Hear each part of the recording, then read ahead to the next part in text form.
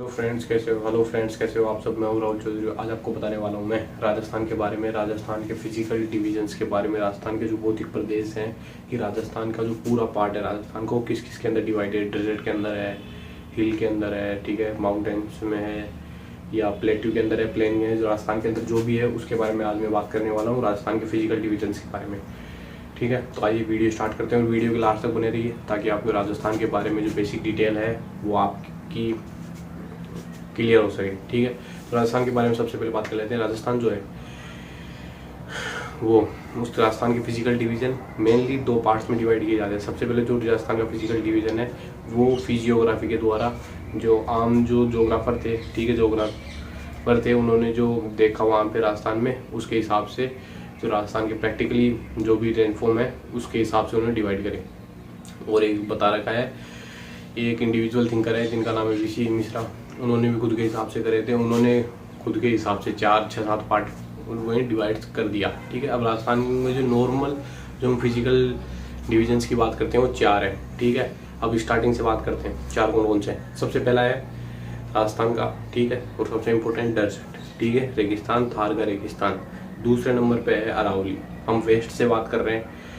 तीसरे पे है प्लेन राजस्थान में, और चौथे पे आता है हमारा हाड़ौती का पठार या प्लेट्यू, ठीक है, हाड़ौती प्लेट्यू।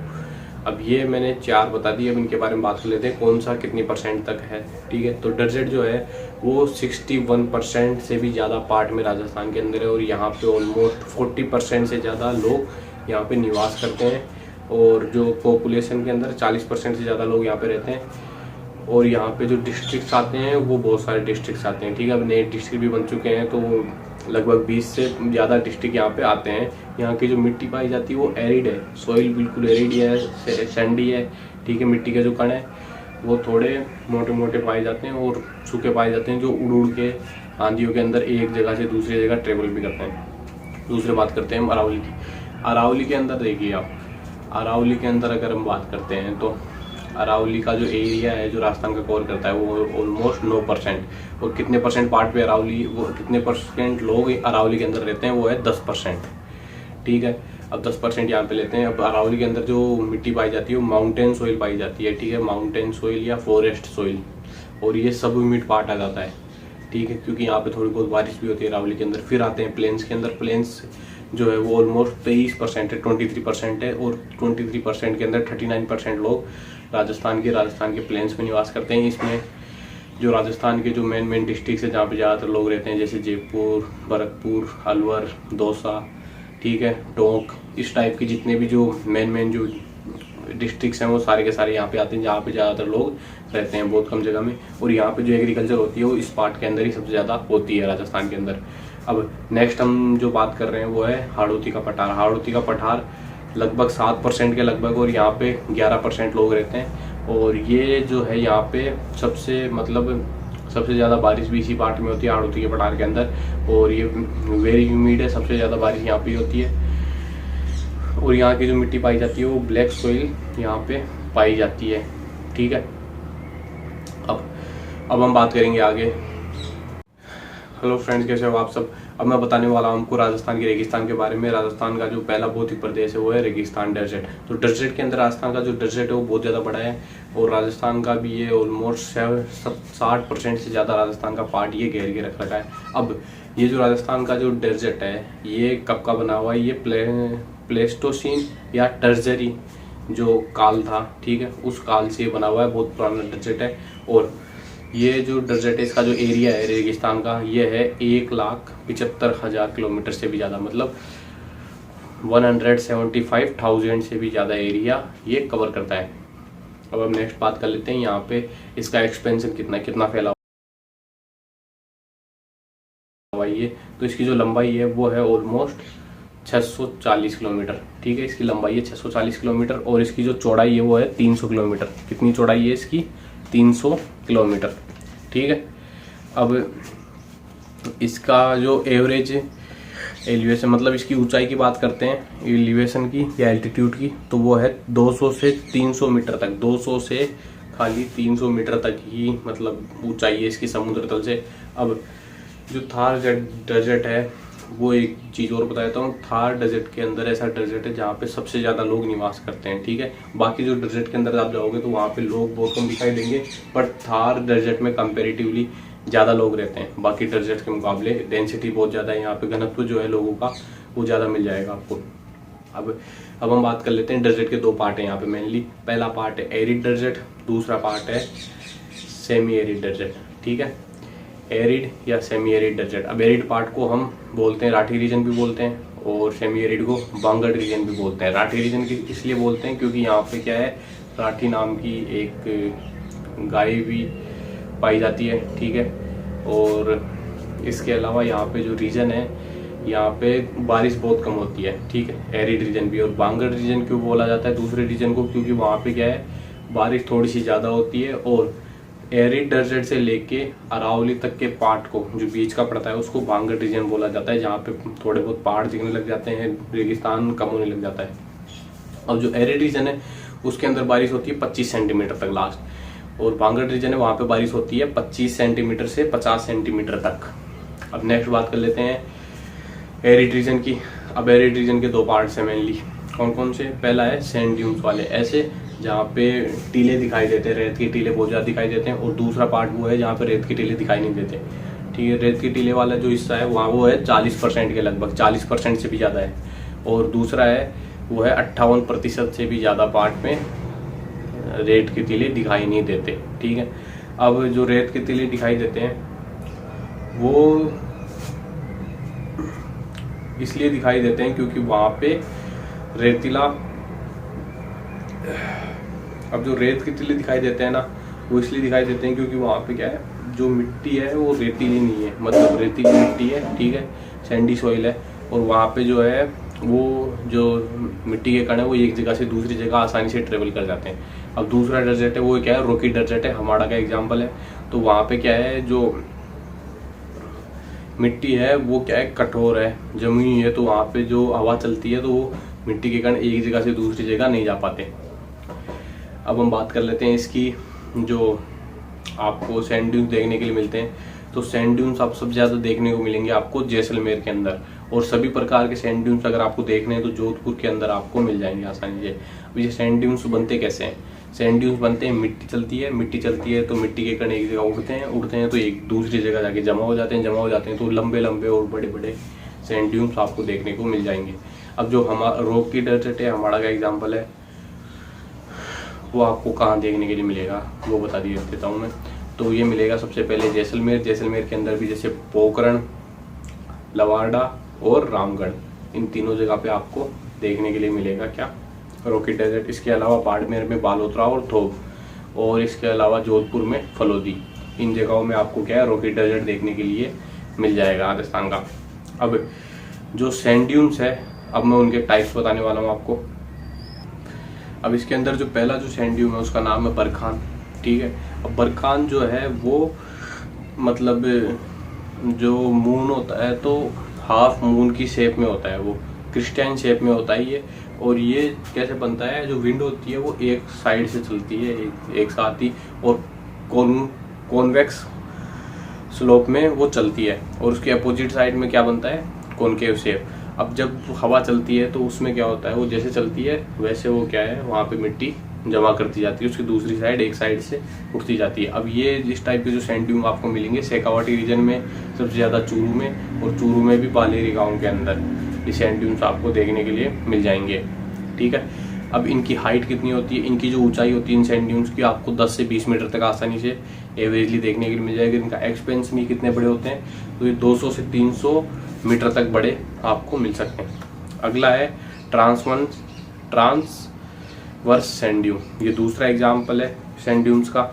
अब ये जो दूसरा एग्जाम्पल है ना, ये मैंने बरखान बताया, बरखान डायनेमिक है, मतलब एक जगह से दूसरी जगह ये लेके जाता है। और डायनेमिक जो होते हैं सैंड ड्यून्स वो क्या है, रेगिस्तान का बढ़ाते हैं, रेगिस्तान का जो एरिया है वो बढ़ाने में मदद करते हैं। और जो नॉन डायनेमिक होते हैं वो जो सैंड ड्यून्स होते हैं वो रेगिस्तान को बढ़ाते नहीं है, रेगिस्तान का एरिया एक जगह से दूसरी जगह बढ़ाने में कामयाब नहीं हो पाते वो।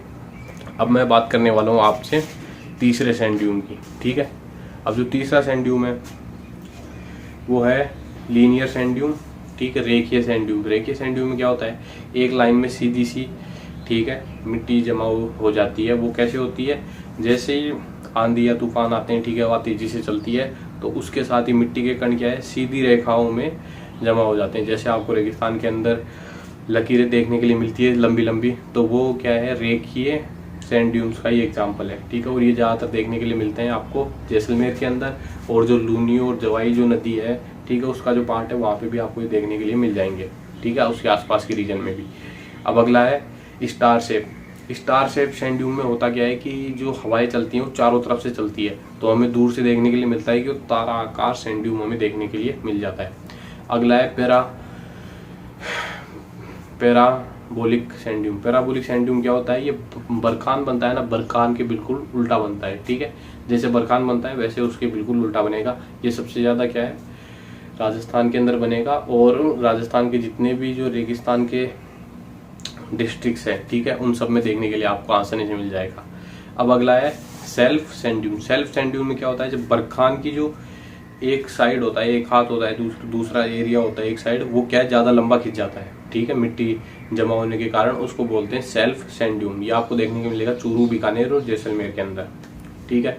अब मैं आपको बात करने वाला हूँ सरप कोपेज सैंड ड्यून की। सरप कोपेज सैंड ड्यून में क्या होता है, घास होती है बड़ी बड़ी, ठीक है। अब घास होती है, कटीली झाड़ियाँ होती है, तो उनके आसपास जो सैंड ड्यून बन जाते हैं उसको बोलते हैं सर्व कोपेज सैंड ड्यून, ठीक है। अब अगला है नेपका। नेपका सैंड ड्यून में क्या होता है कि जो घास के जो चारों तरफ जो सैंड ड्यून बनते हैं, ठीक है, घास के झाड़ियों के चारों तरफ जो सैंड ड्यून बनते हैं उनको बोलते हैं नेपका। और ये जनते हैं ज़्यादातर जो घास होती है, झाड़ियाँ होती है, उनके पीछे की साइड बनते हैं, सामने नहीं बन पाते ये, ठीक है, क्योंकि सामने से तो मिट्टी उड़ जाती है और पीछे क्या है वो मिट्टी उड़ नहीं पाती, इसलिए उनके ज़्यादातर पीछे बनते हैं और छोटे बनते हैं। अब कई बार क्या होता है, जो सैंड ड्यून्स होते हैं, ठीक है, ये रेत के जो टीले होते हैं ये जुड़े हुए रहते हैं एक दूसरे से, तो इनको क्या बोलते हैं, नेटवर्क ऑफ सैंड ड्यून। अब आगे हम बात करेंगे, सैंड ड्यून्स हो चुके हैं लगभग। अब जैसे कि अब आप बताते हैं, अब भी जैसे कि अब मैं बताता हूँ आपको, एरिड रीजन पूरा कंप्लीट हो चुका है। अब मैं बताऊंगा आपको सेमी एरिड रीजन के बारे में, ठीक है। सेमी एरिड रीजन कौन सा है राजस्थान का, तो सेमी एरिड रीजन है ये जो जैसलमेर, बाड़मेर, जोधपुर, ठीक है, गंगानगर, इन डिस्ट्रिक्ट को छोड़ दिया जाए तो इनके अलावा जितने भी जो डिस्ट्रिक्ट हैं वो सारे के सारे सेमी एरिड रीजन के अंदर आते हैं, अरावली तक, ठीक है, जैसे अजमेर तक, नागौर तक और सिक्कर तक, ये जितना भी रीजन है ये सारे के सारे सेमी एरिड रीजन के अंदर आते हैं। अब इनके अंदर जो बारिश होती है वो होती है 25 सेंटीमीटर से लेके 50 सेंटीमीटर के बीच में, मतलब 25 सेंटीमीटर लाइन से लेके 50 सेंटीमीटर तक की जो लाइन होती है अरावली की, उसके बीच में ये एरिया आपको मिल जाएगा, ठीक है। अब इसके भी 4 पार्ट है। पहला पार्ट है लूनी। अब लूनी बेसिन के अंदर लूनी नदी का जो रीजन आता है, जिसमें लूनी नदी जहाँ जहाँ से बहती है वो इसके अंदर पूरा का पूरा एरिया आ जाता है। और लूनी नदी के आसपास के एरिया में क्या है, आपको सलाइन प्लांट्स देखने के लिए मिल जाएंगे, ऐसे पौधे जो खाली क्या है पानी के अंदर होते हैं और नमक के अंदर ही उग पाते हैं, ठीक है। वो कहाँ मिलेंगे आपको, बाड़मेर के अंदर। अब इसके अंदर आपको मिलेगा रण, मिलेगा नहर का, ठीक है, ये मिलेगा जालोर के अंदर, और मिलेगा आपको काला भूरा डूंगरी, ये मिलेगी आपको पाली के अंदर।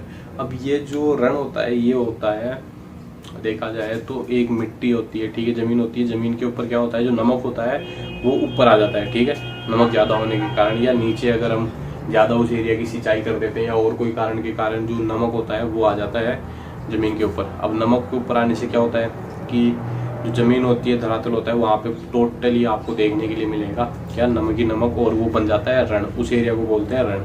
जैसे इंडिया का सबसे बड़ा रण है रण ऑफ कच्छ, वो गुजरात के अंदर है। ऐसे ही राजस्थान के अंदर भी बहुत सारे रण हैं, जैसे पोखरण भी एक रण है, रण ऑफ नहर भी मैंने बताया जो जालोर के अंदर है, ठीक है, इस टाइप से। अब अगला बात कर लेता हूँ नागौरी उच्च भूमि, ठीक है। अब नागौर का जो एरिया है वो है नागौरी उच्च भूमि। इसके अंदर जो नागौर का जो रीजन है इसके अंदर आपको मिलेंगे बहुत सारे, जैसे कुचामन, डीडवाना और नागौर, ठीक है। अब ये 3 जिले बन चुके हैं इसके अंदर, तो इसके अंदर आपको देखने के लिए मिलेगी 2 ही जिले हैं, कुचामन, डीडावन और नागौर।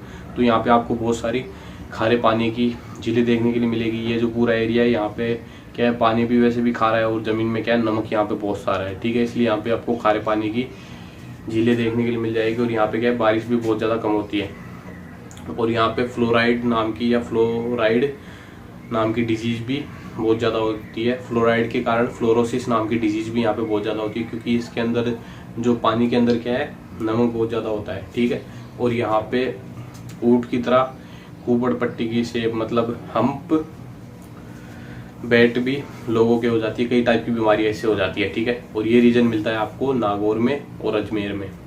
अब अगला है शेखावाटी, तीसरे नंबर पे शेखावाटी इनलैंड ड्रेनेज सिस्टम। इसमें कौन सी है, इसमें दो टाइप के पार्ट्स आते हैं, एक तो तोरावाटी भी इसके अंदर ही आता है, जोहड़ भी इसके अंदर ही आता है, सर भी इसके अंदर ही आता है। एक एक करके पढ़ लेते हैं। तोरावाटी वो रीजन आता है जिसमें कातली जो नदी है, वो कातली नदी जिस एरिया से बहती है उसको बोलते हैं तोरावाटी। अब कातली नदी बहती है, आपको पता ही है, पता होगा, नहीं भी पता तो देख लीजिए। एक तो बहती है झुंझुनू में, दूसरी बहती है सिक्कर में, इस एरिया को बोलते हैं तोरावाटी। अब शेखावाटी किसको बोलते हैं, शेखावाटी बोलते हैं सिक्कर, झुंझुनू, चूरू, इन तीनों जिलों को मिला के बोलते हैं शेखावाटी। अब जोहड़ की बात कर लेते हैं। जोहड़ होते हैं एक किले बनाए जाते हैं, ठीक है, जिसमें क्या है, वो एक कुएं बनाए जाते हैं, ठीक है, कुएं बनाए जाते हैं पानी के लिए, ठीक है, पानी निकालने के लिए, पानी इकट्ठा करने के लिए, उनको बोला जाता है जोहड़। और कुएं जो होते हैं ये बड़े होते हैं, ठीक है, नॉर्मल कुएं से बहुत ज़्यादा बड़े होते हैं। अब अगला है सर। सर बोलते हैं तालाबों को, जितने भी तालाब होते हैं या थोड़े बड़े तालाब होते हैं उनको वहाँ पे शेखावाटी में या पश्चिमी राजस्थान के अंदर सर बोला जाता है, जैसे लूणकरण सर, ठीक है, इस टाइप से क्या है सर, इनको सर बोला जाता है। अब मैं आपको बताने वाला हूँ भीड़। भीड़ क्या होती है, एक, ठीक है, भीड़ शेखावाटी के अंदर ग्रासलैंड एरिया है, घास के मैदान है भीड़, उसको बोला जाता है, घास के मैदानों को, शेखावाटी रीजन के अंदर घास के मैदानों को भीड़ बोला जाता है, ठीक है। ये एक ही जगह पे मिलता है। और यहाँ पे कंजर्वेशन रिजर्व भी राजस्थान ने बना रखी है। और यहाँ पे आपको बहुत सारी तरह की क्या है वो भी देखने के लिए मिल जाएगी, हिरण भी, ठीक है, डियर भी देखने के लिए मिल जाएगी। अगला भी लास्ट है घग्गर नदी का बेसिन। घग्गर नदी का जो बेसिन है, ठीक है, घग्गर नदी जहाँ से बहती है या सरस्वती नदी, तो ये आता है जैसलमेर में, और जैसलमेर, गंगानगर और हनुमानगढ़। घग्गर नदी के अंदर आते हैं गंगानगर और हनुमानगढ़, ये दो रीजन ही आते हैं। अब यहाँ पे क्या होता है कि यहाँ पे जो लैंड है वो क्या है, फर्टाइल लैंड है, फर्टाइल सॉइल मिलती है यहाँ पे। और काटली और बग्गी क्या होती है यहाँ पे, फर्टाइल सॉइल को बोला जाता है। अब मैं आपको बताने वाला हूँ जो ड्रेनेज एरिया है, ठीक है, जो मतलब जो नदी के आसपास का रीजन, घग्गर नदी के आसपास का, उसको नाली कहा जाता है, ठीक है। और इसके आसपास के एरिया को, कहा जाता है पाट। घग्गर नदी के जो ड्रेनेज बेसिन है जहाँ से घग्गर नदी को पानी मिलता है, हनुमानगढ़ गंगानगर में, इसको नाली कहा जाता है। आसपास के एरिया को इसके पाट कहा जाता है। अब रेगिस्तान से रिलेटेड कुछ ऐसी चीज़ें जो आपको पता होनी चाहिए, ठीक है, शब्द वाली। पहला है खाड़ीन या प्लाया। खाड़ीन और प्लाया जो है वो एक, यहाँ पे खाड़ीन और प्लाया एक शब्द वाली है जो रेगिस्तान से जुड़ी हुई है, खास करके जैसलमेर से। तो यहाँ पे क्या है, पालीवाल जो ब्राह्मण थे, जो पाली से जाके और जैसलमेर के अंदर रहते थे पहले, और अब भी शायद रहते होंगे, तो उन्होंने क्या है, खाड़ीन या खड़ी एक झील बनाते थे वो रेगिस्तान के अंदर। तो उसमें क्या होता था, उस झील के अंदर वो मतलब ऊंचाई के अंदर झील बनाते थे और पानी एकदम से रोक लेते थे वहाँ पे बैरियर लगा के। और उससे क्या होता था कि वहाँ पे इतना सारा पानी इकट्ठा हो जाता था कि वो सर्दियों के अंदर आसानी से खेती वहाँ पे कर सकते थे, उसमें कोई प्रॉब्लम उनको नहीं होती थी। खाड़ीन और प्लाया। अब ये जो खाड़ीन है ये स्टार्ट की थी इन्होंने, पालीवाल ब्राह्मणों ने स्टार्ट की थी, ठीक है। और इनके यहाँ पे जो ये खेती करते थे सबसे ज़्यादा वो खेती करते थे गेहूँ की, जौ की, ठीक है, रबी क्रॉप करते थे यहाँ पे। सर्दियों की जो खेती होती है वो यहाँ पे करा करते थे। अब अगला है रण या टाट।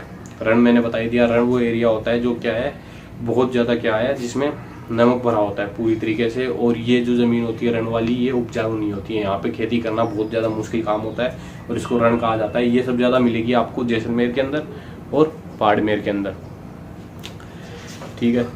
अब बात कर लेते हैं कुछ ऐसी चीज़ें जो बची हुई है रेगिस्तान के नाम पे। एक लाठी रीजन आता है, वाटर बेल्ट आती है। अब ये जो लाठी रीजन आता है ये आपको देखने के लिए मिलेगा, जो बाड़मेर के अंदर देखने के लिए मिलेगा, जैसलमेर के अंदर देखने के लिए मिलेगा, ठीक है। अब इस लाठी रीजन के अंदर क्या है कि जो पानी है वो ज़मीन के नीचे आराम से अभी भी बचा हुआ है उस रेगिस्तान के अंदर, और ये बचा हुआ है सरस्वती नदी के कारण, ऐसा कहा जाता है, क्योंकि सरस्वती नदी इस एरिया के अंदर से पहले से बहती थी और अब ये नदी सूख चुकी है। तो अब ये नदी ज़मीन के अंदर से बहती है, ठीक है। तो ज़मीन के अंदर से वैसे पानी सूखता नहीं है इतनी आसानी से, तो अभी भी ये नदी बह रही है, तो उसका ही ये पार्ट है, ठीक है। लाठी सीरीज वाटर बेल्ट जो है ये, अब ये मिलती है आपको पोखरण से लेके मोहनगढ़ तक 60 किलोमीटर लंबी है। और इसके अंदर ये गढ़ा आता है जिसका नाम है चांदन नलकूप, ठीक है। चांदन नलकूप, इसको थार का गढ़ा बोलते हैं। एक कुआं भी आता है यहाँ पे। और ये जो लाठी सीरीज का जो पानी है ये बहुत ज़्यादा उपयोगी है और बढ़िया पानी है, पीने लायक भी है। अब मैं आपको बताने वाला हूँ सावण और लीलन के बारे में। सावण और लीलन घास होती है, ठीक है। सावण और लीलन घास होती है जो आपको मिलेगी रेगिस्तान के अंदर, बाड़मेर के अंदर, जैसलमेर के अंदर, बीकानेर, इस एरिया के अंदर आपको ये घास मिलेगी, जोधपुर के अंदर। और इस घास की खासियत ये होती है कि यहाँ पे जो गोडावन नाम का जो पक्षी होता है, ठीक है, जो राजस्थान का क्या है, राजस्थान का स्टेट बर्ड है, ठीक है, राज्य पशु है, राज्य पक्षी है, ठीक है, गोडावन, वो भी इस घास के अंदर आके खुद का अपना शेल्टर लेता है, ठीक है। यहाँ पे इस घास के अंदर ही रहता है वो, और इस घास के अंदर ही अंडे देता है। और इस घास की क्या है, ये घास दुधारू जो पशु होती है सेवण और लीलन, उनके लिए भी क्या है बहुत ज़्यादा काम की होती है। इसलिए इस घास को क्या है बहुत ज़्यादा उपयोग किया जा रहा है। और इस घास के उपयोग ज़्यादा करने के बाद से गोडाउनों की संख्या भी कम होने लगी है। और भी उसके बहुत सारे कारण, शिकार होना, बिजली के जो हाई टेंशन वहाँ पे लाइनें बिछाई जा रही है, ठीक है, उसके कारण भी। अब अगला मैं बताने जा रहा हूँ आपको, वहाँ पे सरस्वती नदी के जो रिमेन्स हैं वो भी आपको देखने के लिए मिल जाएंगे, ठीक है। उसके अंदर भी अंडरग्राउंड आपको पानी एक और खोजा गया है, वो मिला है बाड़मेर से लेके जालोर तक, ठीक है। बाड़मेर में बायतू से लेके और सांचौर तक, ठीक है, बायतू से लेके सांचौर तक भी जो एरिया है वहाँ पे भी पानी मिला है अंडरग्राउंड। पर ये क्या है बहुत ज़्यादा गहराई पे, और यहाँ पे भी पानी निकालना चालू नहीं हुआ है, ठीक है। जैसे कि लाठी सीरीज के अंदर पानी निकालना चालू हो चुका है, यहाँ पे स्टार्ट नहीं हुआ है। अब मैं अगला बता रहा हूँ, Akal wood fossil park. Akal wood fossil park जो है एक रेगिस्तान के अंदर या नेशनल डेजर्ट जो पार्क है वो शायद इंडिया का सबसे बड़ा पार्क है, 3000 से ज़्यादा वर्ग किलोमीटर में फैला हुआ है। तो वहाँ पे आक्कल वुड फॉसल पार्क आपको देखने के लिए मिल जाएगा, ठीक है। यहाँ पे आपको फॉसल्स मिलेंगे जो पहले के जो जंगली जानवर थे, ठीक है, जो कितने जुरेसिक काल के, जो 180 मतलब 18 करोड़ के लगभग 18 करोड़ वर्ष से पुराने जो जुरासिक काल के डायनासोर थे या और भी जितने भी जानवर थे डायनासोर से रिलेटेड, उनके आपको कंकाल और जो भी उनकी हड्डियाँ हैं वो सारी की सारी चीज़ें यहाँ पे देखने के लिए मिल जाएगी, ठीक है। और अब जो है वो जो हड्डियाँ थी, जो भी कुछ थे, वो मतलब पत्थर के फॉर्म में हो चुके हैं, इतने ज़्यादा मजबूत हो चुके हैं। तो इसको अब बोलते हैं आक्कल वुड फॉसल पार्क, जो कि आपको मिलेगा जैसलमेर के अंदर। अब अगला है बाप बोल्डर क्ले। बाप बोल्डर जो क्ले है वह ये क्या है, जो ग्लेशियर थे, ठीक है, ग्लेशियर्स के कारण यहाँ पे ये जो स्टोन्स है, पत्थर है, वो बने थे बाप बोल्डर क्ले में। तो वो आपको यहाँ पे दिख जाएंगे। ये है मिलेगा आपको बाप तहसील के अंदर, जोधपुर के अंदर, ठीक है। अब यहाँ पे जो ग्लेशियर से पानी बह के आता था उसके कारण ऐसे कुछ यहाँ पे पत्थर मिलते हैं। वो जो बड़े बड़े पत्थर यहाँ पे अभी पड़े हुए हैं बाप बोल्डर क्ले में, उनको इकट्ठा करके रखा हुआ है।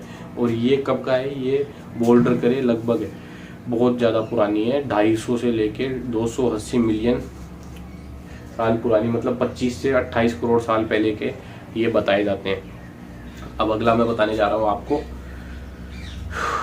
उसका नाम है ओएसिस। ओएसिस किसको बोलते हैं, ठीक है, नकलिस्तान भी बोल सकते हैं, ओएसिस का हिंदी में नाम होता है। अब जो ओएसिस जो मिलता है वो रेगिस्तान के अंदर आपको एकदम से पानी की छोटा सा तालाब मिल जाना, ठीक है, उसको बोलते हैं ओएसिस। अब ये जो ओएसिस हैं ये रेगिस्तान के अंदर मिलते हैं। हो सकता है राजस्थान के भी कई जगह ऐसी है जहाँ पे ओएसिस मिलते हैं। ओएसिस के अंदर होता क्या है, जो अंडरग्राउंड वाटर होता है ना, वहाँ से क्या है, वो मिट्टी इतनी ज़्यादा जा चुकी होती है वहाँ से, उस एरिया से, या फिर जो अंडरग्राउंड वाटर होता है थोड़ा सा ऊपर होता है, तो वो अंडरग्राउंड वाटर ऊपर आ जाता है और वहाँ पे एक छोटी सी झील बन जाती है, इसको बोलते हैं ओएसिस, ठीक है।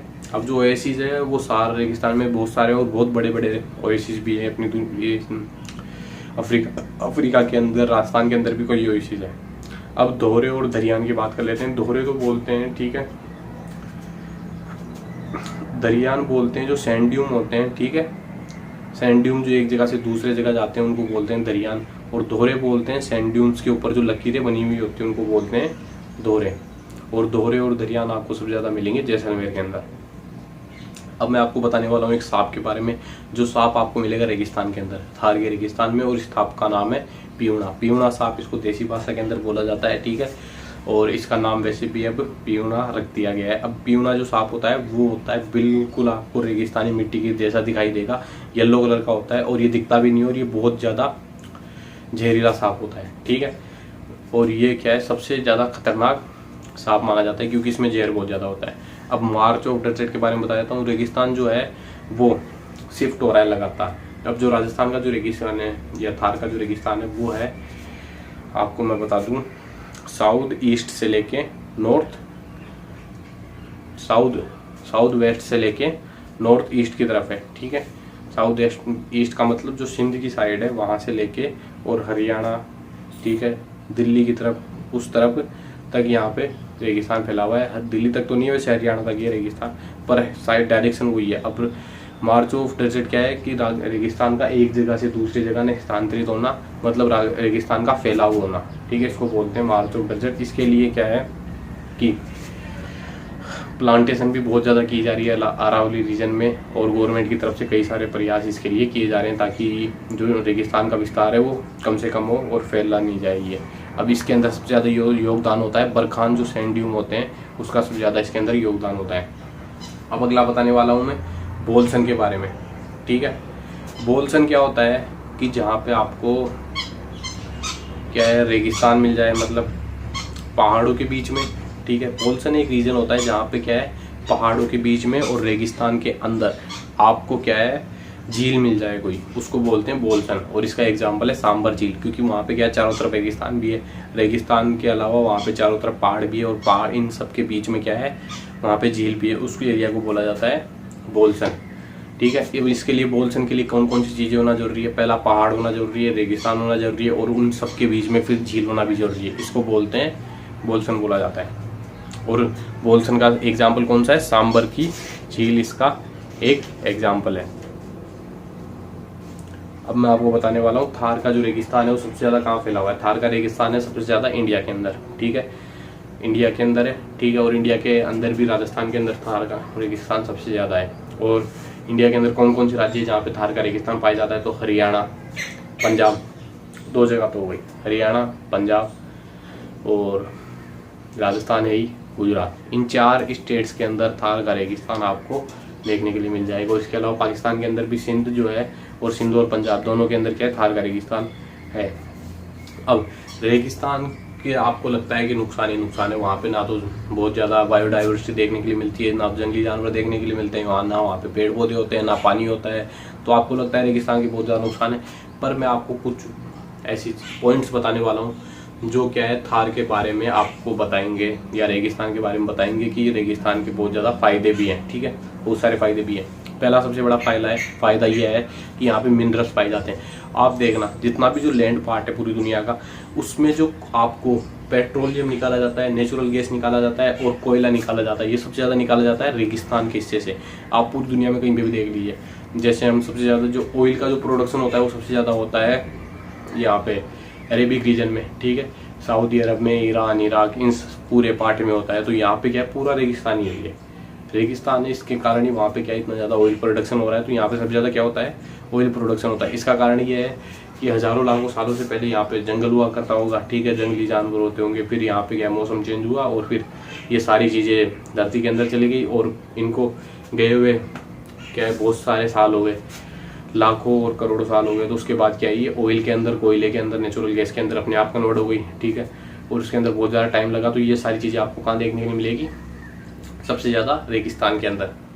अगला क्या है, रेन्यूएबल एनर्जी का सबसे बढ़िया स्रोत है। मतलब यहाँ पे रेगिस्तान के अंदर आप देखोगे तो आपको सनलाइट की कोई कमी नहीं दिखेगी, मौसम बिल्कुल साफ दिखेगा, बारिश तो होती नहीं है क्योंकि, तो यहाँ पे सोलर जो एनर्जी है वो आप बहुत ज़्यादा प्रोडक्शन कर सकते हो, और इतनी प्रोड्यूस कर सकते हो रेगिस्तान के अंदर कि पूरी दुनिया की जो एनर्जी है उसको आप खाली रेगिस्तान से ही आसानी से कंप्लीट कर सकते हो, ठीक है। इतनी सोलर एनर्जी डेजर्ट को मिलती है। जैसे आप थार डेजर्ट की बात करें तो पूरे अगर थार डेजर्ट के अंदर सोलर प्लेटें लगा दी जाए तो ये मुझे लगता है कि पूरी दुनिया को आसानी से थार डेजर्ट जो है खुद की सोलर एनर्जी के कारण पावर सप्लाई दे सकता है, इलेक्ट्रिसिटी की पूर्ति कर सकता है पूरी दुनिया की एनर्जी रिक्वायरमेंट की।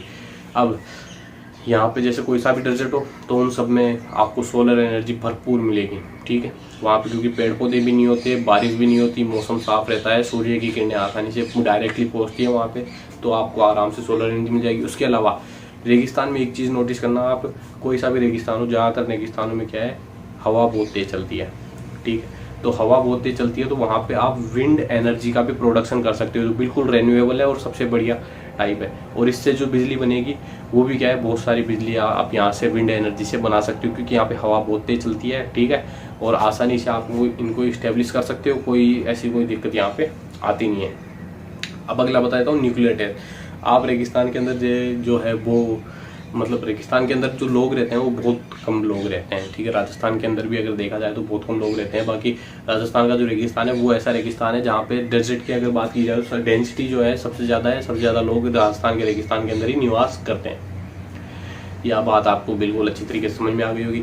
पर मैं आपको जो अगली चीज़ बताने जा रहा हूँ वो आपके लिए बहुत ज़्यादा ज़रूरी है। वो ये है कि अब यहाँ पे जो लोग रहते हैं उसके कारण क्या होता है, लोग बहुत कम रहते हैं, उसके कारण यहाँ पे हम युद्ध अभ्यास कर सकते हैं, ठीक है। युद्ध अभ्यास सेना क्या है, अपने टेस्ट कर सकती है अपने वेपन्स को, जितने भी हथियार है उसके, और अभ्यास कर सकती है युद्ध के लिए, प्रैक्टिस कर सकती है वार टाइप के लिए। और न्यूक्लियर टेस्ट भी यहाँ पे हम कर सकते हैं। न्यूक्लियर बॉम्ब अगर किसी देश ने बनाया है तो वो टेस्ट ऐसी जगह करेगा जहाँ पे लोग नहीं रहते, तो यहाँ पे क्या है, न्यूक्लियर टेस्ट भी हो सकते हैं, क्योंकि किसी को कोई यहाँ पे खतरा नहीं होगा।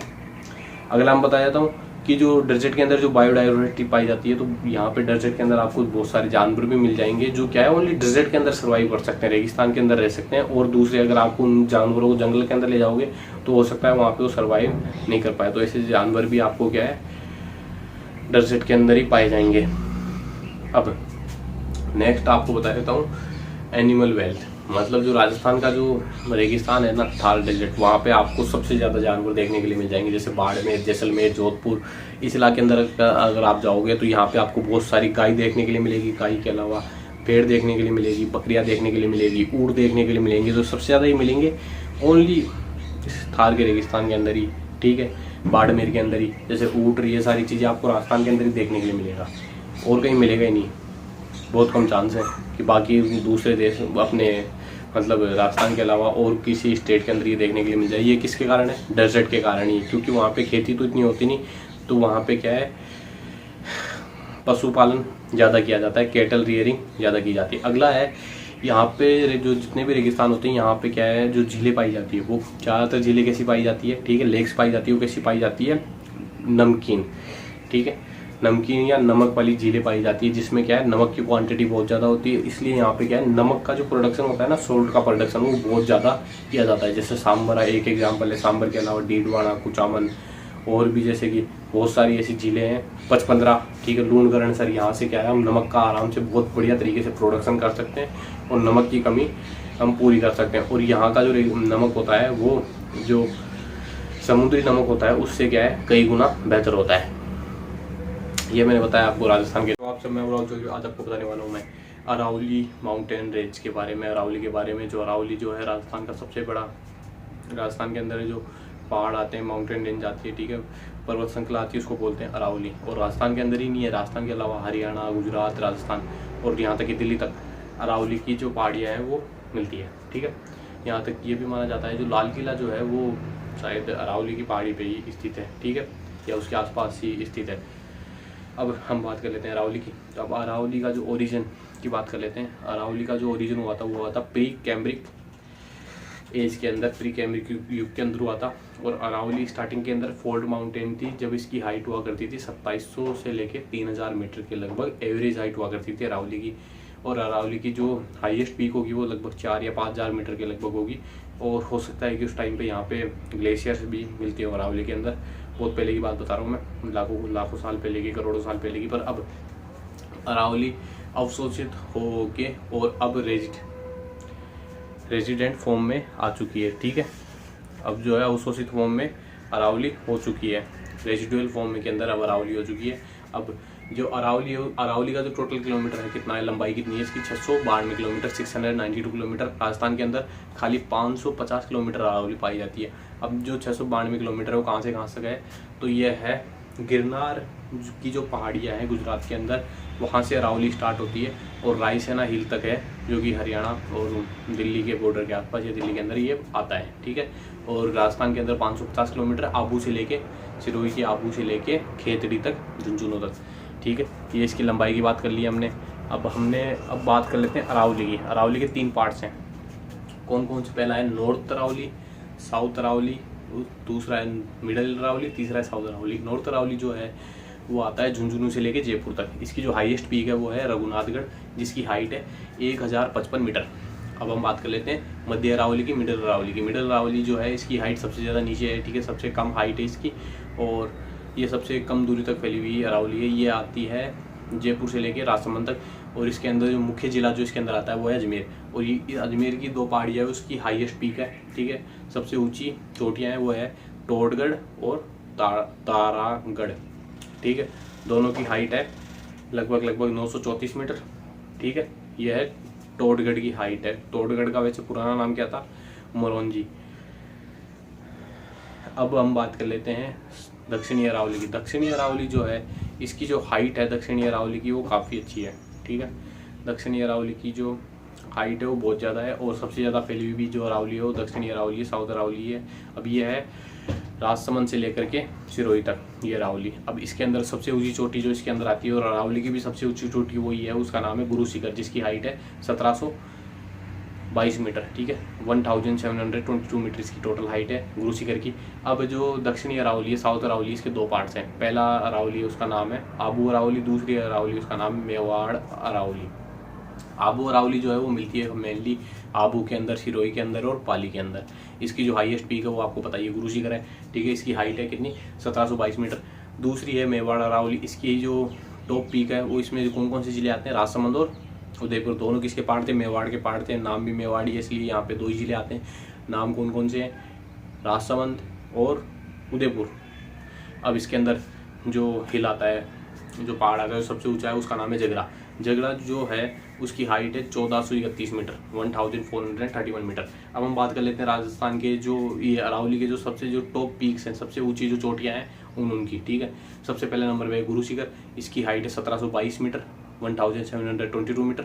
और इसमें ये कौन से जिले के अंदर आती है? सिरोही के अंदर आती है, सिरोही में भी आबू के अंदर आती है। दूसरे नंबर पे आते हैं शेर भी सिरोही के अंदर आती है, इसकी हाइट है 1597 मीटर। अब तीसरे नंबर पे आता है देलवाड़ा भी सिरोही के अंदर ही है, इसकी हाइट है 1442 मीटर, 1442 मीटर। अब ये भी सिरोही के अंदर ही है। अब चौथा जो पहाड़ है वो सिरोही के अंदर नहीं है, वो है उदयपुर के अंदर, इसका नाम है जगरा में पढ़ाई था अभी। इसकी हाइट है 1431 मीटर, इसकी टोटल हाइट है। अगला जो पहाड़ है उसका नाम है 5वें नंबर पे अचलगढ़ भी है सिरोही के अंदर। अचलगढ़ के ऊपर एक किला भी बना हुआ है वहाँ पे, ठीक है, फोर्ट भी बना हुआ है, और वो फोर्ट बहुत ज़्यादा फेमस है, जिसके अंदर शायद दूरसा हाड़ा ही है या ठीक है दूरसा हाड़ा है या दूरसा हाड़ा नहीं है, एक बहुत बड़ा योद्धा है, ठीक है, परमार योद्धा है, ठीक है। वो क्या है, एक साथ ही 3 भैंसों के तीर चला रहा है, और 3 भैंसें जो भी है उनको उसने हराया था, ठीक है। ऐबक, कुतुबुद्दीन ऐबक, मोहम्मद गोरी और एक और था, ठीक है। इन तीनों को इसने एक साथ हराया था, इसलिए वहाँ पे वो तीर चला रहा है। बहुत शानदार किला बनाया हुआ है अचलगढ़ के ऊपर। आप जरूर अगर अचलगढ़ जाओगे, सिरोही जाओगे, तो वहाँ पे जरूर घूम के आना। अगला है कुंभलगढ़ भी बहुत ऊंचा जो है, उसकी हाइट काफ़ी ऊंची है। यहाँ पे एक किला भी बना हुआ है कुंभलगढ़ का, और ये बहुत ज़्यादा फेमस जो है फोर्ट है, और बहुत बड़ा फोर्ट है ये आता है राजसमंद के अंदर। इसकी जो हाइट है कुंभलगढ़ की वो है 1224 मीटर। अगला है रघुनाथगढ़ शिखर के अंदर मैंने बता ही दिया। इसकी जो हाइट है वो है 1055 मीटर, और उत्तरी जो अरावली उसकी भी सबसे ऊंची चोटी यही है। अगला है उसका नाम है ऋषिकेश है सिरोही के अंदर, इसकी जो हाइट है वो है 1017, ठीक है। अगला पहाड़ है उसका नाम है सज्जनगढ़ कमलनाथ, इसकी हाइट है 1000 मीटर, 1001 मीटर। अगला है उसके अगला सज्जनगढ़ है उदयपुर के अंदर इसकी हाइट है 938 मीटर। उसके अगला टोडगढ़ अजमेर के अंदर, इसकी हाइट है 934 मीटर। उसके अगला है खोका है जयपुर के अंदर, इसकी हाइट है 920 मीटर, ठीक है। नेक्स्ट है फिर जो पहाड़ आते हैं वो है शेरा जो है वो है उदयपुर के अंदर, ठीक है, इसकी हाइट है 900 मीटर। फिर तारागढ़ अजमेर के अंदर है, ठीक है, इसकी जो ऊंचाई है वो है 873 मीटर, 873 मीटर। अब जो 2 पहाड़ बच रहे हैं वो है बिलाली है अलवर में, ठीक है। बिलाली जो पहाड़ है वो अलवर में, और अलवर की ये सबसे ऊंची चोटी भी यही है, ठीक है, सबसे ऊंचा पहाड़ भी यही है। बिलाली की जो हाइट है जो हमें देखने के लिए मिलती है वो मिलती है 775 मीटर, 775 मीटर। और अगला जो है वो रोजा भाकर की जो हाइट है वो है 730 मीटर, ठीक है। अब जो हाईएस्ट जो पीक है अरावली की वो सबसे ज़्यादा मिलेगी सिरोही के अंदर, और सिरोही की जो ऊंचाई है वो भी वैसे भी आपको पता ही है, सिरोही की ऊंचाई ज़्यादा है। और माउंट आबू जो उसका रीजन है उसकी भी ऊंचाई काफ़ी ज़्यादा है, और हिल स्टेशन भी है। वहाँ पे टेम्परेचर क्या है, बहुत ज़्यादा कम रहता है, इतना ज़्यादा टेम्परेचर वहाँ पे रहता भी नहीं माउंट आबू के अंदर, उस एरिया के अंदर। और मिनिमम हाइट है अरावली को सबसे ज़्यादा देखने के लिए मिलती है अजमेर के अंदर, और उसके बाद अलवर के अंदर। अलवर के अंदर भी इतनी ज़्यादा अरावली फैली भी नहीं है। अब मैं आपको बात करने वाला हूँ नाल की या पासीस की। नाल किसको बोलते हैं, अरावली क्षेत्र के अंदर दो पहाड़ों के बीच में से एक रास्ता जाता है, उसको बोला जाता है नाल, ठीक है। उस रास्ते का यूज़ किया जाता था पुराने समय के अंदर एक जगह से दूसरी जगह जाने के लिए। अब ऐसे बहुत सारी नाल है जो हमें एक जगह से दूसरी जगह पहुँचाती है, जैसे 2 जिलों में कनेक्ट करती है। एक कनेक्ट करती है ये उदयपुर को राजसमंद से, मेवाड़ को मारवाड़ से। इस टाइप की बहुत सारी नाल है जो हमें देखने के लिए मिलती हैं।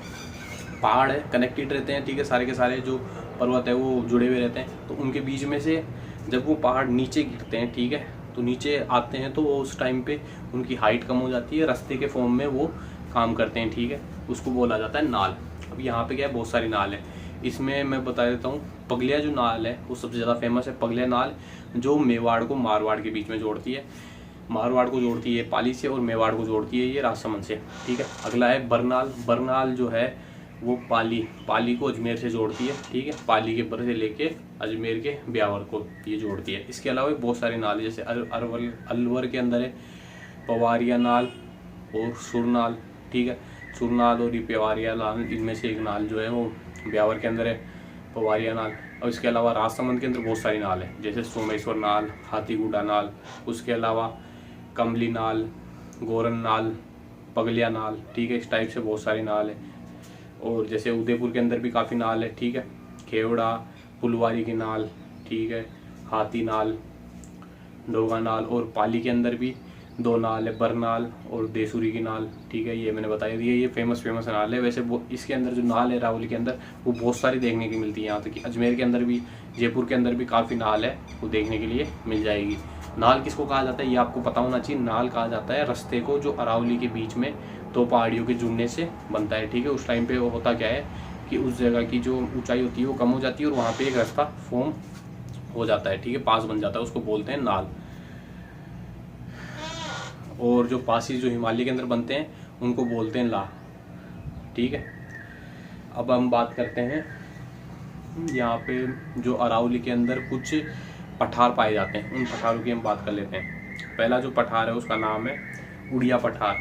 उड़िया जो पठार है वो मिलता है सिरोही के अंदर, ठीक है, और ये हाईएस्ट प्लेट्यू है। ये जो प्लेट्यू है जो उड़िया पठार है वो अरावली के अंदर मिलता है। इसकी जो ऊंचाई काफ़ी ज़्यादा है, इसकी ऊंचाई अगर देखा जाए तो 1360 मीटर है, 1360 मीटर इसकी नॉर्मल ऊंचाई है, ठीक है।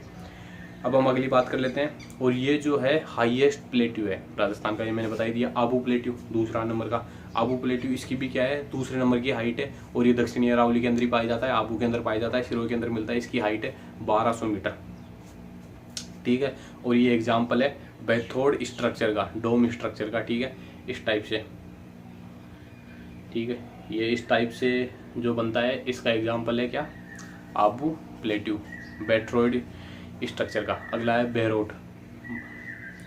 बारोट जो है ये मिलता है प्लेट्यू, ये गोगुंदा से लेके राजसमंद के बीच में। गोगुंदा कहाँ है, उदयपुर में, और राजसमंद कहाँ है, ये राजसमंद में कुंभलगढ़ के पहाड़ी तक, इन दोनों पहाड़ी के बीच में बैरोट मिलता है बारोट। और इसकी जो हाइट है इस पठार की वो है 1225 मीटर। ये दूसरे नंबर का सबसे ऊंचा पठार है, तीसरे नंबर का आबू है। अगला है बोमट मिलता है उदयपुर से लेके डूंगरपुर के बीच में, और यहाँ पे जो भील है वो निवास करते हैं।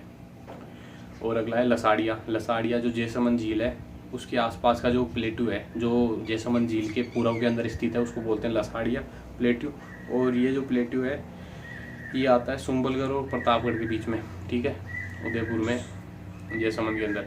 अब अगला जो प्लेट्यू है वो है कनकनवाड़ी, ये सरिस्का जो सेंचुरी है, ठीक है, जहाँ पे टाइगर पाया जाता है वहाँ पे मिलता है। और मेसा और मंसारिया प्लेट्यू भी एक है, ये मिलता है आपको चित्तौड़गढ़ के अंदर हाड़ौती के पठार के आसपास के रीजन के अंदर। अब मैं आपको बात करने वाला हूँ अरावली की। तो अब मैं बात करने वाला हूँ अरावली के इम्पोर्टेंस की। सबसे बड़ा इम्पोर्टेंस ये है अरावली का कि यहाँ पे बहुत ज़्यादा बायोडाइवर्सिटी पाई जाती है, बहुत सारे यहाँ पे पेड़ पौधे पाए जाते हैं और जानवर यहाँ पे बहुत सारे पाए जाते हैं। बहुत सारे जंगली जानवर भी यहाँ अरावली के अंदर मिल जाते हैं, ठीक है। जैसे कि आपको यहाँ पे मिलेगा लेपर्ड, पैंथर वगैरह, तेंदुआ, ठीक है। उसके अलावा टाइगर, डियर और भी बहुत सारे यहाँ पे जैसे भालू, बियर, ये सारे के सारे जानवर आपको यहाँ पे देखने के लिए मिल जाएगी, ठीक है। अब अरावली माउंटेन का दूसरा काम ये है कि ये क्या करती है, ड्रेनेज जो सिस्टम है राजस्थान का उसको डिवाइड करती है 2 पार्ट के अंदर। मतलब राजस्थान का जो ईस्ट वाला पार्ट है वहाँ पे बारिश ज़्यादा होती है तो वहाँ पे प्लेन्स होते हैं, ठीक है, खेती ज़्यादा होती है। और दूसरा पार्ट है वो रेगिस्तान के रूप में जाना जाता है। तो इन दोनों के बीच में जो वाटर लाइन है वो डिवाइडेशन कौन करता है, राजस्थान करती है, ठीक है। अब ये राजस्थान जो क्या करती है, ड्रेनेज सिस्टम को भी डिवाइड करती है। जैसे अरेबियन सी से जो बादल बन के आते हैं, हवाई चलती हैं, उसको डिवाइड करके दूसरी जगह भेजती है। और बे ऑफ बंगाल से जितनी हवाएं आती है, मानसूनी हवाएं, उनको हटा के दूसरी जगह भेजती है। अब जो राजस्थान की जो ज़्यादातर जो नदियाँ हैं वो कहाँ मिलती है, अरावली से ही निकलती है, ठीक है। ज़्यादातर जो राजस्थान की नदियाँ हैं वो अरावली से ही उद्गम होता है उनका। और इसके अलावा अरावली को क्या कहा जाता है, आदिवासियों का शेल्टर ऑफ ट्राइब्स, ठीक है। आदिवासियों की शरण स्थली भी इसको कहा जाता है अरावली को। अब इसके अलावा नेक्स्ट में बात कर लेता हूँ, अरावली में बहुत सारे आपको यहाँ पे आदिवासी देखने को मिल जाएंगे, जैसे मीणा, भील, कतोड़ी और गरासिया। इसके अलावा भी बहुत सारे आपको यहाँ पे आदिवासी देखने के लिए मिल जाएंगे। अब ये जो अरावली है ये बहुत फेमस टूरिस्ट डेस्टिनेशन भी है। यहाँ पे बहुत सारे जो पर्यटन है वो भी इसको अरावली को देखने के लिए आते हैं। इससे क्या है, बहुत अच्छी अर्निंग भी राज्य सरकार की, ठीक है, जितनी भी है, और उसके अलावा लोगों की भी बहुत अच्छी अर्निंग होती है। अब इसके अलावा ये मदरलैंड है, मतलब अरावली जो है वो बहुत सारी जो पाषाण जो सभ्यताएं हैं, बहुत पुरानी जो सभ्यताएं हैं, उनकी मातृभूमि भी है, ठीक है। जैसे कि आहड़, बेराट और गणेश्वर और किलूंद, ये जितनी भी सभ्यताएं हैं इनकी क्या है, ये मदरलैंड भी है, ठीक है, मातृभूमि भी है। और जो मॉडर्न सिविलाइजेशन है वो भी इस पार्ट के अंदर ही पाई जाती है, जैसे जयपुर, अजमेर, उदयपुर। अब मैं बात करने वाला हूँ जो मेटलिक जो रिसोर्सेज हैं, ठीक है, बहुत सारे जो खनिज तत्व है वो भी यहाँ पे ही पाए जाते हैं, क्योंकि ये क्या है, धारवाड़ जो पत्थर है वो अरावली के अंदर मिलते हैं, धारवाड़ के पत्थर, और इनके अंदर क्या है, बहुत सारे खनिज पाए जाते हैं। अब मैं नेक्स्ट बात कर लेता हूँ राजस्थान। ये अरावली को प्लेनिंग रीजन भी कहा जाता है। अरावली को प्लेनिंग रीजन इसलिए कहा जाता है क्योंकि यहाँ पे क्या है, स्टेट गवर्नमेंट एक प्लान बनाती है हर साल और उसके अंदर बहुत सारा पैसा खर्च करती है अरावली के अंदर, अरावली का डेवलपमेंट के लिए। अरावली के अंदर पे प्लांटेशन करती है बहुत बढ़िया तरीके से। अरावली के अंदर कैसे रेनफॉल को बढ़ाया जाए, ठीक है, कैसे यहाँ पे बहुत सारे जो अर्बन डेवलपमेंट किया जाए, प्रोजेक्ट बनाए जाते हैं, डैम बनाए जाते हैं, ठीक है, उस इन सारी चीज़ों के लिए। और जो रिवर जो है, जितनी भी नदियाँ अरावली से निकलती है, उनके कंजर्वेशन के लिए, डेवलपमेंट के लिए, टूरिस्ट स्पॉट बनाने के लिए, अरावली को फेमस करने के लिए ये सारी चीज़ें यहाँ पे प्लान की जाती है। बायोडाइवर्सिटी को कंजर्व करने के लिए, बचाने के लिए, पेड़ पौधों को बचाने के लिए, जंगली जानवरों को, इन सबको बचाने के लिए यहाँ पे क्या है, प्लानिंग की जाती है। इसलिए अरावली को क्या है, प्लानिंग रीजन कहा जाता है। अब मैं आपको बताने वाला हूँ राजस्थान के कुछ जो इम्पोर्टेंट जो पहाड़ है उनके बारे में। पहला है त्रिकुट हिल। त्रिकुट हिल जहाँ पे सोनारगढ़ का जो किला है वो बना हुआ है, ये जैसलमेर के अंदर है। अगला है त्रिकुट पर्वत, ये करौली के अंदर। चिड़िया टूंक, ये मेहरानगढ़ के अंदर, जोधपुर के अंदर। 56 की पहाड़ियाँ, ये सिरोही बाड़मेर के अंदर है। सिवाना की पहाड़ियाँ जो है यहाँ पे जो 56 हिल्स पाई जाती है। अगला है रोजा भाकर, इसरणा भाकर, जालोरी भाकर और जसवंतपुरा हिल, ये सारे के सारे किस्में जालोर के अंदर, ठीक है। और डोरा माउंटेन इसकी पीक है, जसवंतगढ़ पहाड़ की। इसके अलावा सुंडा माता का जो मंदिर है, वहाँ पे सुंडा माता का मंदिर है। सुंडा माता का जो पहाड़ है उसके ऊपर ये जालोर के अंदर है, ठीक है। यहाँ पे रोप वे भी चलाया गया था और यहाँ पे कंजर्वेशन भी बनाया जा चुका है भालुओं के लिए। अब भाकर जो है वो छोटे पहाड़ियों को बोला जाता है, ठीक है, और ये आते हैं सबसे ज़्यादा जालोर के अंदर, ठीक है, जालोर और सिरोही के अंदर मिलते हैं। अब बेल का मगरा, ये सिरोही के अंदर है। अब उदयपुर की पहाड़ियाँ, जैसे वहाँ पे मगरी आएगी, जैसे मोती मगरी, हिरण मगरी और मच्छी मगरा उदयपुर के अंदर, ये सारे के सारे क्या हैं, इसके पहाड़ है। अब जगरा हिल, रागा हिल, ये भी यहाँ पे पाए जाते हैं। अब इसके अलावा और भी बहुत सारे पहाड़ हैं जो हमें देखने के लिए मिल सकते हैं, आप ये ढूंढ कर पता कर सकते हो। ऐसे अगर देखा जाए तो राजस्थान के अंदर बहुत सारे, मतलब सैकड़ों पहाड़ हैं जो हमारे लिए इम्पोर्टेंट है। ठीक है। अब हम बात कर लेते हैं अरावली की, बाकी की बची हुई, ठीक है। अरावली में हमने क्या क्या चीज़ें देखी। अब अरावली में बाकी और कौन कौन सी चीज़ें देखने के लिए मिल जाती है। अब एक पिडमाउंट हिल भी होता है, ठीक है। पिडमाउंट हिल का मतलब होता है ऐसा पहाड़ जो क्या है इरोजन हो चुका है लगभग और प्लेन के फॉर्म में आ चुका है, उसको बोलते हैं पिडमाउंट हिल, ठीक है। ये आपको देवगढ़ में देखने के लिए मिलेगा राजसमंद के अंदर। अब अरावली के और भी बहुत सारे पॉइंट है, वो हम पढ़ लेते हैं, ठीक है। AM हीरोइन ने क्या है अरावली को डिवाइड करा था। AM हीरोइन के कारण Delhi super group AM heroine ने बनाया था। और इसमें कौन कौन से थे, अलवर, अजबगढ़ और रायलोदा ग्रुप, ये 3 ग्रुप बनाए थे दिल्ली सुपर ग्रुप के अंदर। अब ये हमने अरावली के बारे में जितनी भी चीज़ें थी वो सारी की सारी देख ली है। अब अरावली के बारे में आपको क्या जानना है वो आप कमेंट बॉक्स के अंदर डाल सकते हो। वीडियो कैसा लगा, वीडियो लाइक करना है, वीडियो सबको शेयर करना है, ठीक है। और चैनल को सब्सक्राइब करना है। हेलो फ्रेंड्स, कैसे हो आप सब। मैं हूं राहुल चौधरी। आज आपको बताने वाला हूं मैं ईस्टर्न प्लेन्स के बारे में, जो पूर्व के जो राजस्थान के जो मैदान है, राजस्थान का जो पूर्वी मैदानी भाग है उसके बारे में, ठीक है। जो पूर्वी मैदानी भाग है राजस्थान का, ये लगभग 23% एरिया को कवर करता है और यहाँ पे लगभग 40% जनसंख्या रहती है। और यहाँ पे क्या है खेती भी बहुत ज़्यादा होती है और ये बहुत इंपॉर्टेंट पार्ट है राजस्थान के लिए, क्योंकि ज़्यादातर जो नदियाँ है वो इसी हिस्से के अंदर बहती है और यहाँ पे ही बहुत ज़्यादा एग्रीकल्चर देखी जाती है, ठीक है। अब इसके भी क्या है 3 हिस्से हैं ईस्टर्न प्लेन के भी। पहला हिस्सा है माही, दूसरा है माही या वागड़, दूसरा है बनास या बाणगंगा और तीसरा है चंबल का मैदान, ठीक है। चंबल, बीहड़ या डांग। अब सबसे पहले हम पढ़ लेते हैं माही या वागड़। वागड़ या माही का जो ये रीजन है ईस्टर्न प्लेन का, ये आपको मिलेगा सबसे ज़्यादा, ये मिलेगा आपको दक्षिणी राजस्थान के अंदर, बांसवाड़ा, डूंगरपुर के अंदर और प्रतापगढ़ के अंदर। इन 3 जिलों के अंदर आपको देखने के लिए मिलेगा। और इसको 56 प्लेन भी कहा जाता है, बांसवाड़ा के अंदर और प्रतापगढ़ के अंदर, ठीक है। और प्रतापगढ़ के अंदर इसको बोला जाता है काठल का मैदान। अब यहाँ पे जो मिट्टी पाई जाती है वो पाई जाती है लाल चिकनी मिट्टी पाई जाती है, ठीक है। और यहाँ पे मक्के की जो खेती है वो बहुत बढ़िया होती है, ठीक है। और मक्के की कौन कौन सी किस्में यहाँ पे उगाई जाती है उसका नाम है माही कंचन और माही डबल। और यहाँ पे जो मक्का है वो उसका प्रोडक्शन भी बहुत बढ़िया तरीके से होता है। और जो आदिवासी है यहाँ के वो भी क्या खाते हैं, मक्का ही खाते हैं। और यहाँ पे चावल भी उगाया जाता है, उसका नाम है माही सुगंध, इसकी वेराइटी है, ठीक है। अब यहाँ पे जो 2 मेन क्रॉप उगाई जाती है मैंने बताई दी, चावल और मक्का, ठीक है, राइस और वीट। अब ये जो मैदान है इसके बारे में मैंने बता दिया। अगला है बनास का मैदान, बनास और बाणगंगा का मैदान। बनास और बाणगंगा का जो मैदान है वो उसके 2 हिस्से हैं, पहला है उत्तरी हिस्सा, अगला है दक्षिणी हिस्सा। उत्तरी हिस्सा जो है उसको बोला जाता है मालपुरा और करौली का मैदान, ठीक है। यहाँ से क्योंकि निकलती है बाणगंगा नदी निकलती है। और दूसरा है मेवाड़ का मैदान, मेवाड़ का मैदान दक्षिणी राजस्थान का। अब जो बनास जो नदी निकलती है वो निकलती है स्टार्टिंग से मेवाड़ से। तो हम बात कर लेते हैं सबसे पहले मेवाड़ के मैदान के बारे में, जहाँ से बनास नदी निकलती है, ठीक है। अब अगला जो मैदान है वो है मालपुरा का मैदान। यहाँ से क्या है बनास नदी जब मालपुरा के अंदर और करौली रीजन के अंदर आ जाती है, जब इस मैदान को क्या बोला जाता है मालपुरा और करौली का मैदान।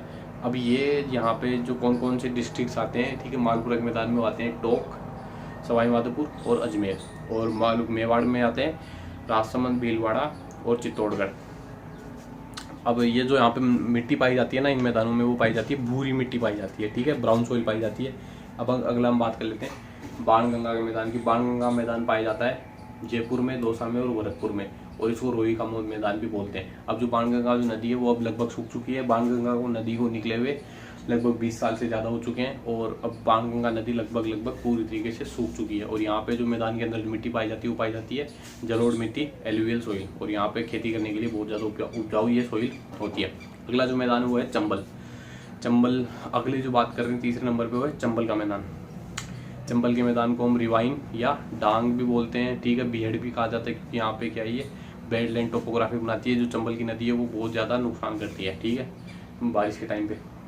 अब ये कहाँ से मिलती है, ये है कोटा, बूंदी, करौली, धौलपुर, सवाई माधोपुर, इन एरियाज़ के अंदर चंबल नदी बहती है और यहाँ पे बीहड़ भी बनाती है।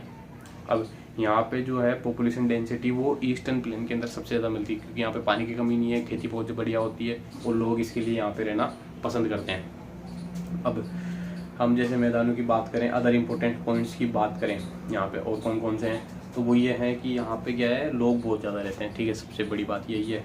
अब ये कौन कौन से मैदान है यहाँ पे हम उनकी बात कर लेते हैं, ठीक है। तो पहला है घग्गर का मैदान। घग्गर का मैदान मिलेगा आपको हनुमानगढ़ और हनुमानगढ़ और गंगानगर के अंदर, ठीक है, विकर नदी का मैदान। अगला मैदान हम चंबल नदी का बात कर ही लिया। उसके अगला है लूनी नदी का भी मैदान है, ठीक है, पर वो रेगिस्तान के अंदर आ जाता है, इसलिए उसकी बात करी नहीं जाती।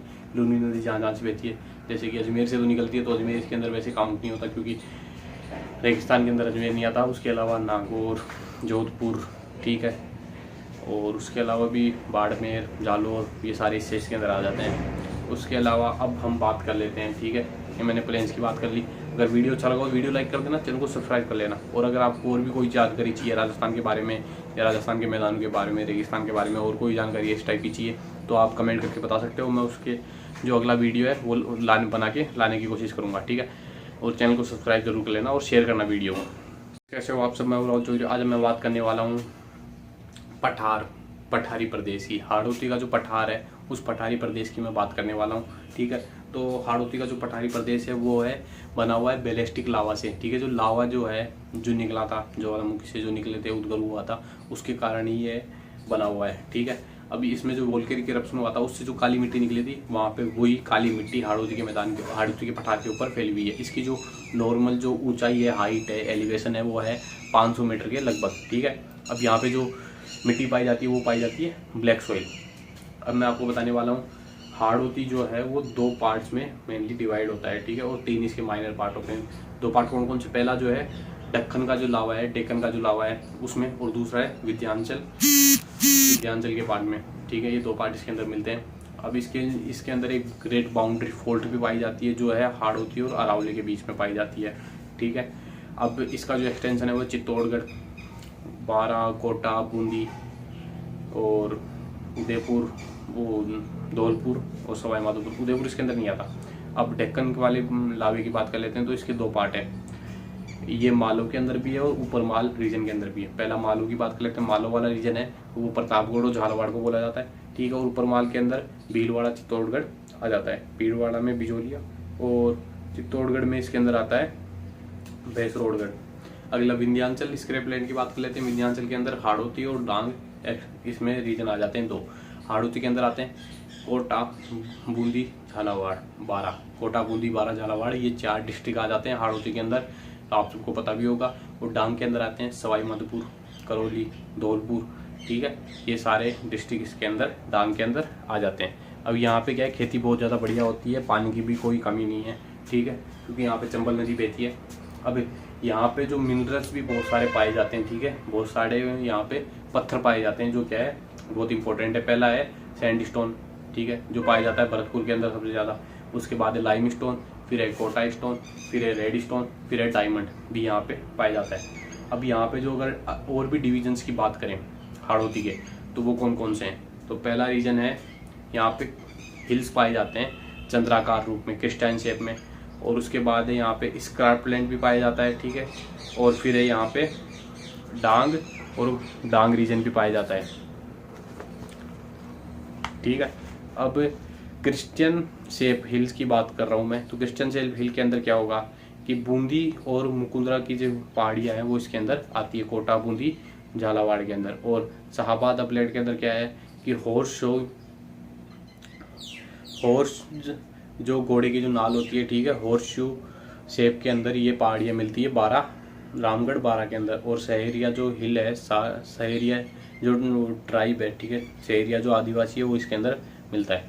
अब बहुत सारे जो ट्राइब है सहरिया वो कहाँ मिलते हैं? शाहबाद के अंदर यहाँ पे मिलते हैं, शाहबाद अपलेट के अंदर, और सबसे ज़्यादा यहाँ पे मिलते हैं सहरिया ट्राइब। और डांग और गंधार जो अपलैंड है वो मिलता है झालावाड़ के अंदर। ये 3 यहाँ पे पहाड़ियाँ थी जो मैंने बता दी हाड़ौती की। अब मिलते हैं अगले वीडियो में। वीडियो लाइक कर देना, चैनल को सब्सक्राइब कर देना। बताने वाला हूँ आपको वीसी शर्मा के अकॉर्डिंग राजस्थान के जो भौतिक प्रदेश है वो कौन कौन से हैं। उन्होंने 7 पार्ट के अंदर बांटा था। उन्होंने एक किताब लिखी थी 1967 के अंदर, 1967 के अंदर, इसका नाम था ज्योग्राफी और राजस्थान। इसमें उन्होंने फिजिकल डिवीजन कर दिए थे राजस्थान के और 3 पार्ट्स में डिवाइड करा था। पहला था पश्चिम, फिर अगला था मध्य, अगला था, फिर लास्ट में था पूर्व, ठीक है। अब वेस्ट के अंदर बात करें तो पहला आता है इसमें एरिड रीजन, ठीक है, एरिड और सेमी एरिड और कैनाल रीजन, ये 3 हिस्से इसके अंदर आते हैं, ठीक है। जिसमें वेस्ट के अंदर एरिड रीजन मतलब जहाँ पे बिल्कुल ही सूखा रहता है वो वाले भी आ जाते हैं, अगला इसके अंदर आता है सेमी एरिड रीजन, ऐसा इलाका जहाँ पे बारिश थोड़ी सी कम होती है, रेगिस्तानी इलाका। तीसरा है नहरी प्रदेश, कैनाल रीजन, जहाँ पे क्या है नहर के द्वारा पानी लाया जा चुका है, गंगानगर, हनुमानगढ़, बीकानेर का कुछ हिस्सा। अगला है सेंटर में अरावली रीजन रखा इन्होंने, 5वें नंबर पे रखा इन्होंने पश्चिमी कृषि और औद्योगिक प्रदेश, ठीक है। Eastern agriculture and industrial region रखा 6ठे नंबर पे इन्होंने रखा। साउथ ईस्टर्न एग्रीकल्चर रीजन, मतलब जो दक्षिणी हिस्सा है राजस्थान को, वहाँ पे ज़्यादा खेती होती है, उस हिस्से को लगा दक्षिणी पूर्वी कृषि प्रदेश। और लास्ट में इन्होंने रख दिया हाड़ौती का पठार, ठीक है, वो भी है चंबल बीएड। हाड़ौती का पठार इन्होंने इंक्लूड नहीं करा, उसकी जगह इंक्लूड करा है चंबल बीएड का रीजन। अब वीडियो आपको अच्छा लगा तो वीडियो लाइक कर देना, चैनल को सब्सक्राइब कर देना। राजस्थान के बारे में और कोई जानकारी अगर आपको चाहिए तो कमेंट करके ज़रूर बताना, अगला वीडियो में उसके ऊपर लेके आ जाऊँगा, ठीक है। और वीडियो को शेयर भी कर देना, थैंक यू। और अगर आपको वीडियो अच्छा लगा हो, ठीक है, तो कमेंट करके ये भी बताना कि वीडियो आपको कैसा लगा, अच्छा लगा, बुरा लगा, आपके जो भी एक्सपीरियंस है वो ज़रूर बताना। और वीडियो देखने के लिए थैंक यू।